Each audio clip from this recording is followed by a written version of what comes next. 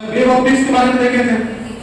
Wave optics में क्या हुआ, एक तरह से हम लोग ऑप्टिक्स का एक नस होता है ना, बैकबोन, वो पकड़े जाके ऑप्टिक्स है क्या, ऑप्टिक्स के सिद्धांत पे काम करते हैं। वो किस में देखे थे, वेव ऑप्टिक्स में देखे थे।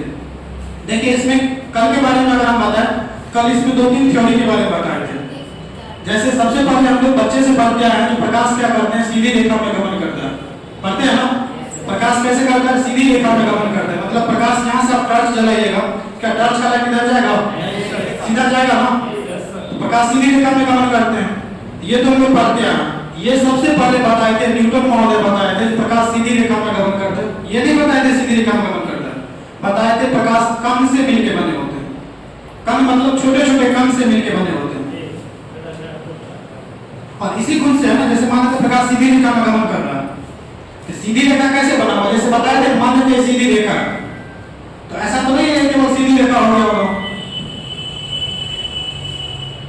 तो सीधी रेखा में अगर ये जा रहा है, इसका मतलब छोटे छोटे कण से मिलकर बना होगा ना। अगर इसको हम तोड़ दे, मतलब आधा पर से इसको कर दे, तो क्या हो जाएगा, मुड़ जाएगा। तो सीधी रेखा में तो गमन नहीं किया होगा। तो यही बताए थे, जब ये थ्योरी बताए थे न्यूटन महोदय, न्यूटन बोले थे प्रकाश सीधी रेखा में गमन करता है। तो लेकिन इसका मतलब क्या हुआ, प्रकाश कण से बने होते हैं। ये तो यहाँ तक समझे, न्यूटन बोले जो प्रकाश जो होते हैं कण से बने होते हैं। कौन बताए थे, न्यूटन बताए थे। लेकिन यहाँ पे एक ये आ गया जिसका अगर कण से मिलकर बने होते हैं तो प्रकाश सीधी रेखा में गमन कर रहा है, ठीक है। लेकिन प्रकाश में जो प्रकीर्णन होता है, प्रकाश का जो परावर्तन हो रहा है, ये तो सीधी रेखा में गमन नहीं कर रहा है। प्रकाश में अगर परिकीर्णन हो रहा है, जैसे लाइट निकल रहा है, बहुत सारा लाइट फैल गया, ये तो सीधी रेखा में नहीं आ रहा है।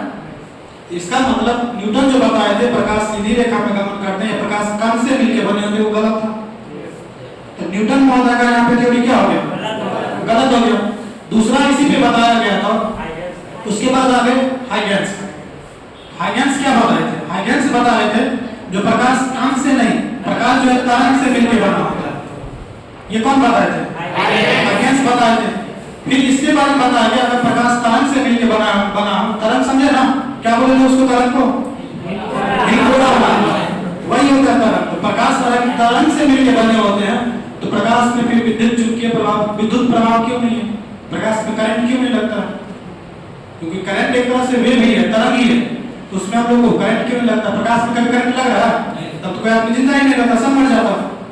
कि हाइगेंस का भी थ्योरी जो क्या हो गया, गलत हो गया। उसके बाद कौन आया, मैक्सवेल। मैक्सवेल बताए थे जो प्रकाश जो होते हैं ना ही तरंग के बने होते हैं ना ही कण के बने होते हैं। प्रकाश जो होते हैं विद्युत चुंबकीय प्रभाव के सिद्धांत पे काम करता है।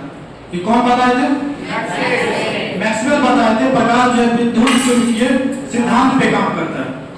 अब इसमें भी आया, अगर प्रकाश विद्युत चुंबकीय सिद्धांत पे काम करता है तो प्रकाश हमको खींच क्यों नहीं लेता, ठीक है हम लोहा नहीं है, मतलब चुंबकीय पदार्थ हम नहीं है, तो लोहा को क्यों नहीं खींच लेता, खींच लेता। ये भी मैक्सवेल का क्या हो गया, यहाँ पे थ्योरी गलत हो गया। उसके बाद कौन आया, उसके बाद आ गया डी ब्रॉगली। डी ब्रॉगली की डी ब्रॉगली डी ब्रॉगली आए, वो बताएं ये तो थ्योरी कोई काम लायक नहीं है, मतलब ये तो वैसे कोई भी पालन कर ही नहीं रहा है।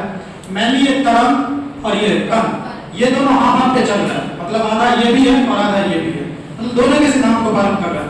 सीधी रेखा में गमन कर रहा है अधिकांश, इसका मतलब कण से मिलकर बने होते हैं। अगर प्रकीर्णन हो जाता है, मुड़ जाता है, इसका मतलब तरंग से मिलकर बने होते हैं। लेकिन कोरा नहीं मारेगा तो मुड़ेगा नहीं ना, मुड़ने के लिए क्या जरूरी है, फिर कोरा मारना चाहिए ना। तो वही इसमें कौन बताए थे, हाइगेंस बताए थे, और ये बताए थे कण से मिलकर बने होते हैं।